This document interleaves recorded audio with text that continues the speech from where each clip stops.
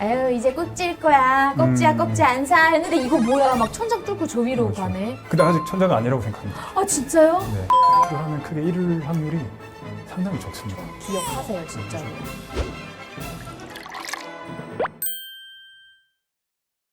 예적금은 너무 진짜 지금 1%대 막 이러니까 주식이 핫하기 때문에 펀드 할래 막 이러는 친구들도 많단 말이죠. 그렇죠. 투자를 하면서 제일 먼저 접근하는 게 저축은 예적금이고 그 다음으로 이제 펀드.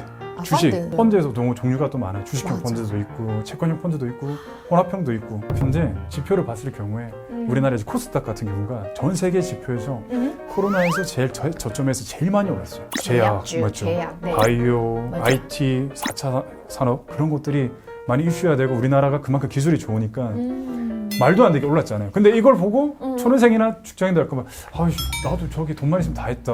막 신용담보대출 받고 주담대라고 하죠. 주식담보대출. 네, 주담대. 이런 거 받아버려가지고 하는 분들 또 요즘에 흔히 말하는 동학개미운동 뭐 이런 여러 가지 설이 많이 나오는데 제약주라는 게 코로나 백신이 나오면 좋긴 하겠죠. 거기서 모든 기술력이 동반이 되니까 그만큼 올랐겠죠. 만약 지금 떨어졌으면 롤러코스터니까 벌써부터 그런 도박을 시키고 싶지는 않습니다. 제가 제약주가 좀 이 업앤다운스가 심하죠. 하루가 60%가 왔다 갈 수 있어요.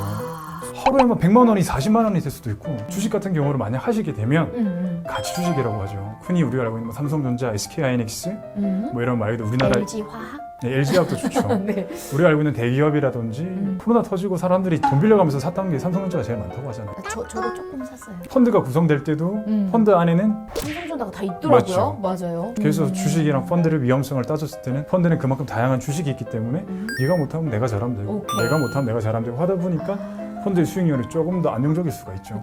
많이 오르지는 않겠지만 그만큼 위험성도 상대적으로 적게. 그건 어떻게 생각하세요? 저는 직접 투자를 그래도 하고 싶다. 왜냐면 펀드는 펀드 매니저한테 수수료를 줘야 되기 때문에 나 그게 아깝다라는 네. 이제 젊은 친구들도 요즘 많거든요. 그래서 나는 인덱스 ETF 이런 거 많잖아요. 네, 그렇죠. ETF를 직접 투자할래. 그런 건 어떻게 생각하세요? 그나마 제일 안전한 거죠. 인덱스 펀드나 금이나 원유라든지 다양하게 있습니다. 흔히 요즘에 많이 하고 있는 게 증시가 많이 올랐잖아요. 많이 올랐죠. 그 다음에 이번에 코로나 터지면서 국가 부양책에서 돈을 좀 풀었지 안 풀었어요? 많이 풀었죠. 많이 풀었죠. 그렇게 됐을 경우에는 인플레이션이 올 수도 있고요. 금리는 계속 떨어지는 거죠. 그렇게 되면 상대적으로 올라가는 게 뭐예요? 금이에요. 현물이죠. 아, 그렇죠. 금이죠. 화폐의 가치는 하락하고 현물 가치가 올라간다. 맞습니다. 맞네요, 맞네. 그래서 지금도 많이 전문가들이 지금 예상을 하는 게 11월 달, 12월 달에 대선도 있고 미국에서는 인플레이션이 올 수도 있다라는 여러 가지의 지금 가정이 많습니다. 네. 그렇게 됐을 경우에는 당연히 달러의 가치는 꾸준히 떨어질 겁니다. 오, 나 달러 많은데. 그렇네요. 규축 통화잖아요. 네, 달러는. 규축 통화란 말이에요. 그렇게 되면 이제 금값이 올라가거나 이제 상대적인 위안화가 올라가거나 이런 여러 가지 이슈가 있죠. 그래서 요즘에 최고점을 찍고 있는 금 ETF가 사람들이 많이 가입을 하고 있어요. 그래서 맞아요. 아이고, 1년 전에도 계속 오르고 있었는데 그때 약간 에휴 이제 꼭지일 거야. 꼭지야 꼭지 안 사. 했는데 이거 뭐야? 막 천장 뚫고 저 위로 가네. 근데 아직 천장은 아니라고 생각합니다. 아 진짜요? 네. 그럼 제가 선생님 믿고 한번 좀 사볼까요? 누구 믿고 하면 절대 안 되는데. 오케이. 책임은 맞아요. 나에게. 책임은.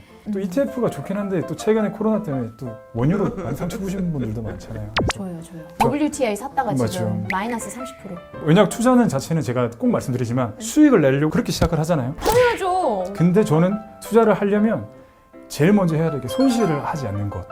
네, 잃지 않는 투자를 할 수 있는 그러한 대책을 세우는 게 먼저 첫 번째라 생각해요. 네. 1순위가 잃지 않는 거다. 예, 그만큼 안전하고 조금 더 이 경제를 바라볼 수 있는 지표를 먼저 선정을 하면 안 가도 될 길을 네. 굳이 네. 초년생이나 뭐 20, 30대부터 그런 걸 경험 안 해도 되잖아요. 음. 등산에 좀 비유를 할 수 있죠. 쉽게 갈 수 있는 길도 있고 가파른 길도 있는데 맞네. 고수익을 내기 위해서 큰 위험을 부담하는 경우가 초년생부터 한다면 지금 말리고 싶어요. 그래서 뉴스도 많이 보고 맞아. 좀 우리가 흔히 알 수 있는 그런 ETF, 금이나 석유 이런 거는 좀 관심 갖고 보면 석유는 지금 떨어졌으니까 좀 관심 갖고 보면 공부해볼 만한가요? 어때요? 그렇죠. 근데 ETF도 근데 올인하는 게 아니라 그치. 매월 얼마를 사겠다.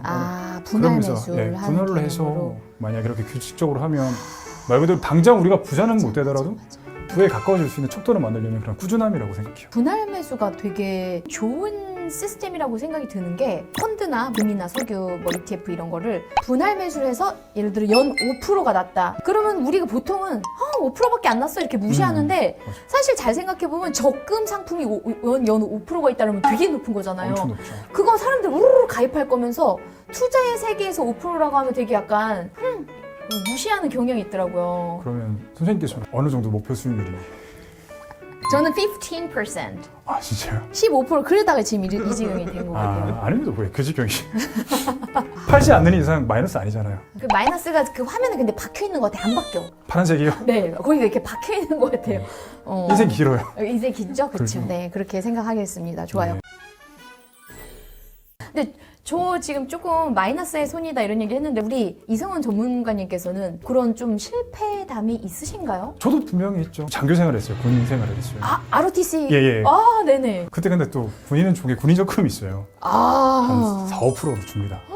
그렇게 해도 아까 말한 대로 성이 안 차더라고요.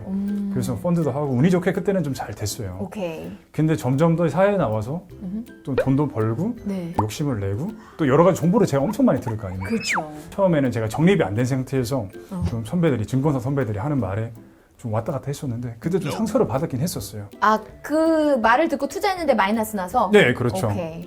먼저 실패도 경험을 해보니까 가지 말아야 될 것을 누구보다 잘 알겠더라고요. 그렇지. 주식이라는 것도 아까 제가 말한 대로 가치 주식에 위주로 하게 되면은 적어도 크게 잃지는 않는다. 그리고 언제든 한 번은 나올 수 있는 기회는 준다. 이런... 얼마 정도 이르셨는데 그때요? 아닙니다.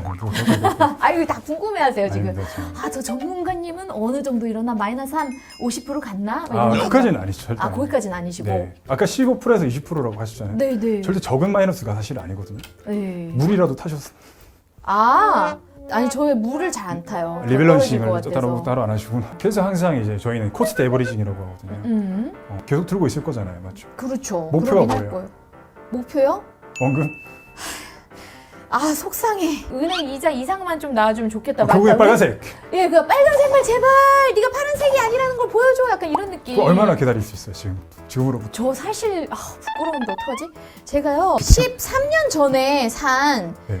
그 기아차를 아직도 갖고 있습니다. 와. 기아차, 우리은행, KB, 국민은행, 저 뭐 블루칩 수거가였어요. 다이소네. 수집가. 나름 가치 주식인데. 근데 예, 같이 해준데 얘들이 안 올라오더라고요. 13년 전에요. 이게 이제 여기 계란 담기라고 하죠. 이렇게 여러 가지를 많이 담았지만 거기에 따라서. 근데 중요한 건 저는 종목을 줄이라고 말해요. 차라리. 종목을 좀 줄이고 아까 제가 말한 대로 가지고 있는 재산에 있어서 현금이 있으면 떨어졌을 경우에는 또 에버리지를 맞춰서 에버리지 하라. 리밸런싱을 좀 해라 이런 식으로 하는데 그래. 중요한 건 어떻게 보면 여러 가지를 담아놓은 것 자체는 얘가 못하면 얘가 잘할 거라고 생각하고 하신 거 아니에요? 그렇죠. 뭐 기아차가 잘못했으면 근데 우리은행도 은행이고 KB은행도 은행이야. 그리고 최근에 제가 신한지주를 또 샀네. 제가 은행을 좋아하나 봐요. 왜 사셨어요? 그냥 제가 신한은행을 되게 좋아해요. 주거래 제 VIP거든요. 제가. 그렇죠. 수수료 없고 막. 너무 바보 같은 짓을 했더라고요. 네, 아무튼 바구니를 나눠서 담는 것. 예, 그것도 좋지만 중요한 건 그것도 좀 어느 정도 본인이 감당할 수 있는 범위 내에서 뭐 3천만 원을 한다. 1,500 정도는 만약 그렇게 투자를 할 수 있어요. 막 종목을 3-4군데 나눠가지고. 그럼 적어도 현금을 또 갖고 있으면 아까 제가 말한 대로 조금 더 막 떨어졌을 때를 가지면서 물타기를 리밸런싱이라고 리밸런싱 좀 하는구나. 하면은 빠져나올 수 있는 확률이 그리고 시간적으로 좀 여유가 더 있지 않을까. 그러니까 그 리밸런싱을 하려면 결국은 분할 매수를 해야겠네요, 정말. 한 예, 번에 맞습니다. 몰빵 다 해서 사는 게 아니라. 근데 그만큼 또 여유가 있으시니까 한 거니까. 여유 있긴 하지만 마음은 여유가 없어요. 근데 이거 한 20, 30대 친구들은 아마도 바로 이렇게 한 방에 할 수 있는 그런 제한적이기 때문에 아까 말한 대로 분할 매수를 하면 크게 잃을 확률이 상당히 적습니다. 적다. 예. 여러분 분할 매수 기억하세요, 진짜로. 제일 중요합니다. 그쵸, 맞아.